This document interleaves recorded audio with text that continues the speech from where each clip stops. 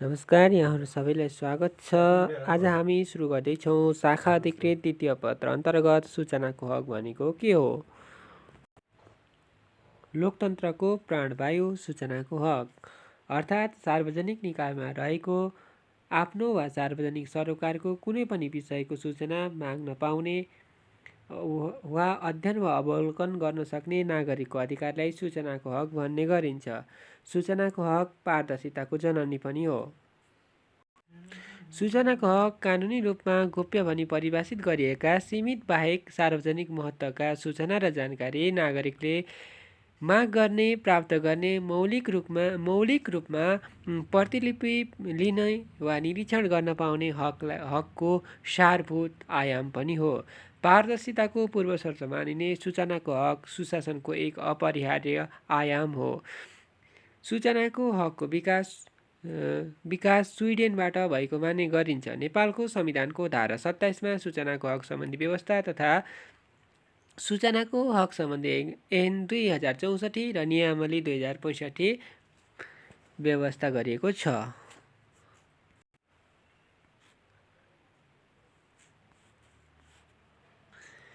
अब लागौँ आजको प्रश्नतर्फ। सर्वसाधारणले सूचनाको हकलाई कसरी बुझ्ने गर्दछन्? सूचनाको हकका आधारभूत सिद्धान्तहरूबारे संक्षिप्त व्याख्या गर्नुहोस्। यसलाई हामीले सूचनाको हक भनेको के हो, यसलाई कानुनले कसरी परिभाषित गरेको छ, अर्थात् यसका सिद्धान्त तथा सूचनाको हक ऐन 2064 का मूलभूत आयामहरूको बारेमा चर्चा गर्न गइरहेका छौँ। अब लागौँ सूचनाको हक भनेको के हो भन्नेतर्फ।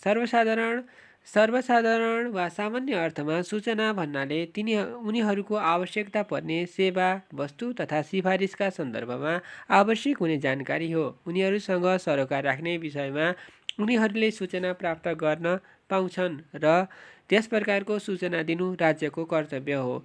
राज्यका लागि गरिने खर्च, उनीहरूबाट सङ्कलन गरिएको राजस्व, कार्यक्रम, सेवा सुविधा सम्बन्धी सरकारवालाले निर्धारित विधिमा माग पाउँछन्। अर्थात् राज्य नागरिकहरूकै सारबाट सञ्चालन हुने गर्दछ र राज्यको मूल ध्येय भनेकै नागरिक सन्तुष्टि हुनुपर्दछ। अर्थात् सभ्य र सुसंस्कृत समाजमा सूचनालाई शक्तिको रूपमा परिभाषित गर्ने गरिन्छ।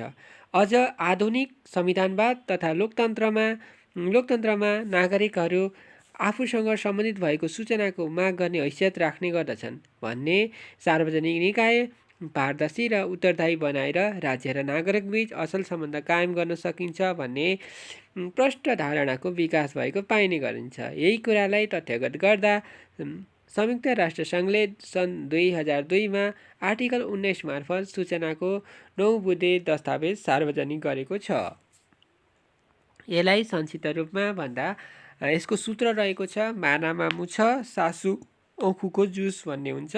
तर यसलाई विधिवत रूपमा भन्दाखेरि सिद्धान्त नम्बर 1 मा के छ भन्दाखेरि बढीभन्दा बढी प्रकाशनको सिद्धान्त, अर्थात् राष्ट्रिय सूचना कानुनले बढीभन्दा बढी विषयवस्तु प्रकाशन गर्ने मान्यता राखेको छ।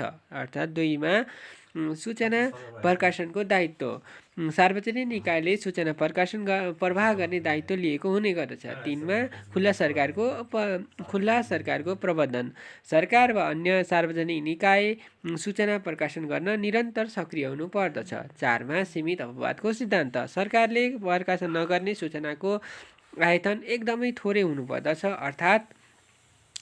अर्थात् रणनीतिक महत्त्वका सार्वजनिक सदाचार, राष्ट्रिय एकता र अखण्डतालाई हानि पुर्याउने विषय मात्र अपवादमा राखिनुपर्छ। अन्य सबै कुरा नागरिकलाई सुसूचित हुने कुराबाट विमुख हुनु हुँदैन भन्ने यसको ध्येय हो। त्यस्तै 5 नम्बरमा सूचना प्राप्त गर्ने पहुँच सहज पार्ने सिद्धान्त, सरकारवालाले सूचना माग्ने बित्तिकै छिटोभन्दा छिटो र सहज किसिमले सूचना उपलब्ध गराउनु पर्दछ। नगराउने निकायलाई क्षतिपूर्ति सहितको कारबाहीको व्यवस्था हुनु पर्दछ। अर्थात् जसले सूचना समयमा उपलब्ध गराउँदैन, समयमा सूचना उपलब्ध नगराए बापत हुने क्षति वा नोक्सानीलाई न्यूनीकरण गर्नको लागि यो व्यवस्थाको विकास गरिएको हो। 6 मा रहेको छ सूचना लागतको सिद्धान्त, अर्थात् सूचना प्राप्त गर्न लागत सूचना प्राप्ति अवरोध हुनु हुँदैन, अर्थात् सूचना प्राप्त गर्न एकदमै महँगो भएर कोही पनि नागरिक सूचनाबाट विमुख हुनु हुँदैन। 7 मा रहेको छ खुल्ला बैठकको सिद्धान्त, सार्वजनिक सरोकारका बैठकहरू सम्भाव्य हदमा खुल्ला रूपमा गरिनु पर्दछ, अर्थात् सार्वजनिक महत्त्व र सम्भावनाका विषयवस्तुहरूप्रति सार्वजनिक सुनवाई आवश्यक हुने गर्दछ। 8 मा रहेको छ प्रकाशनमा रोक गर्ने कार्यविधि परिमार्जन, प्रकाशनको सिद्धान्त विपरीत हुने कानुन र कार्यविधिलाई कानुन व्यवहार र नजिरबाट प्रतिस्थापन गरिनु पर्दछ। त्यस्तै 9 मा रहेको छ शङ्खघोषको सिद्धान्त, सार्वजनिक साधन स्रोत शक्ति प्रयोग गर्नेबाट हुने गलत कामको सूचना दिने व्यक्तिलाई संरक्षणको सुनिश्चितता हुनुपर्दछ, अर्थात् सार्वजनिक शक्ति स्रोत साधनहरूको गलत तरिकाले प्रयोग हुन सक्छ, त्यसको न्यूनीकरण गर्न यो सिद्धान्तको व्याख्या गरेको छ। अर्थात् यहाँसम्म हामीले बुझ्नुपर्ने कुरा के छ भन्दाखेरि सूचनाको हक भनेको के हो, यसले अर्को तरिकाले पनि यसलाई लेख्न सकिन्छ। यसको सूत्र रहेको छ मानामा मुछ सासु ओखुको रस भन्ने हुन्छ। मा भनेको मानव अधिकारको सिद्धान्त, ना भनेको नागरिक सशक्तिकरण, जनसहभागिता, सार्वजनिक जवाबदेहिताको सिद्धान्त, मुको अर्थ मूल कानुनको सिद्धान्त, सूचनाको हक अन्य कानुन भन्दा पनि माथि रहने कुरा यसले जनाउने गर्दछ। क्षको अर्थ हुने गर्दछ क्षतिपूर्तिको सिद्धान्त, सूचना नदिँदा गलत सूचना दिँदा ढिलो सूचना दिँदा क्षतिपूर्ति तिर्नुपर्छ। त्यस्तै सासुको हुन्छ साबाट सार्वजनिक गर्नुपर्ने दायित्वको सिद्धान्त, सार्वजनिक सरकारको सूचना अनिवार्य रूपमा सार्वजनिक गर्नुपर्ने हुन्छ। सुको अर्थ सूचनादाताको संरक्षणको सिद्धान्त, सूचना दिएको कारण समस्या नआओस् भन्ने मान्यता, यसले चाहिँ सूचनादाताको संरक्षणको सिद्धान्त रहेको छ। ऊबाट उत्तरदायित्व र पारदर्शिताको सिद्धान्त, यी दुवैका लागि सूचनाको हक आवश्यक हुने गर्दछ। खुबाट आउने गर्दछ खुल्ला सरकारको सिद्धान्त, सरकारको काम कारबाहीमा नागरिकको पहुँचको प्रत्याभूति हुनु पर्दछ। त्यस्तै गोपनीयताको सिद्धान्त, सार्वजनिक हितमा आघात पुर्याउने किसिमका सूचनाहरू गोप्य राख्नु पर्दछ। स्वस्फूर्त प्रकाशनको सिद्धान्त, माग गरेपछि भन्दा पनि अगाडि नै स्वस्फूर्त रूपमा चाहिँ यसलाई सूचनाहरू प्रकाशन गर्नुपर्छ भन्ने हो। नेपालको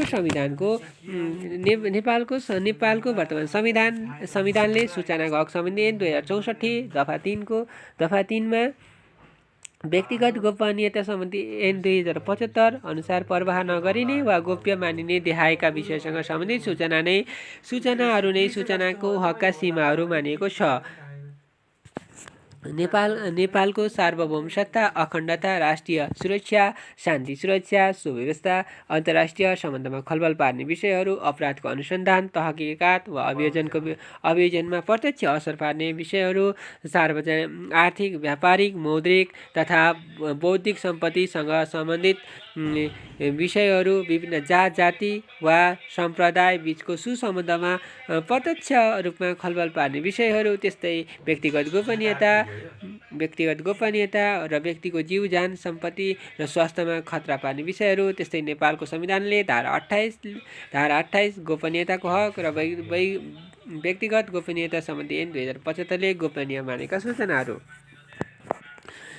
त्यस्तै सूचना अधिकारका सिद्धान्तलाई व्यावहारिक रूपमा हेर्दा संस्थागत समाज र सेवाग्राही सबै लाभान्वित हुन्छन् र सुशासन संस्थागत हुने गर्दछन्। तर नेपालमा नीतिगत संरचनाका बावजुद पनि सूचनाको अधिकारको अभ्यासमा सुधार गर्नुपर्ने प्रशस्त ठाउँहरू रहेका छन्। सुसंस्कृतिको विकास गर्न राजनीतिदेखि समाजको उच्च पदस्थ सबै व्यक्तिहरूले मनैदेखि स्वीकार गर्नुपर्दछ। त्यसैले अहिले सार्वजनिक पदाधिकारी र राजनीतिक कर्मीहरू सूचना अधिकार आफू विरुद्ध लक्षित हो भन्ने मनोभ्रान्तिको सोचमा रहेका छन्। यो सूचना संस्कृति विकास वा सूचनाको विश्वव्यापी सिद्धान्तको कार्यान्वयनको एक प्रमुख बाधक हो। त्यसैले सूचनालाई एकदम व्यावहारिक र वस्तुनिष्ठ बनाउनको लागि हामीले यिनीहरू कमी कमजोरले हटाउनुपर्छ। जस्तै आज भन्दै अहिलेलाई यति गरौँ। हाम्रो च्यानल सब्सक्राइब गरिदिनु होला।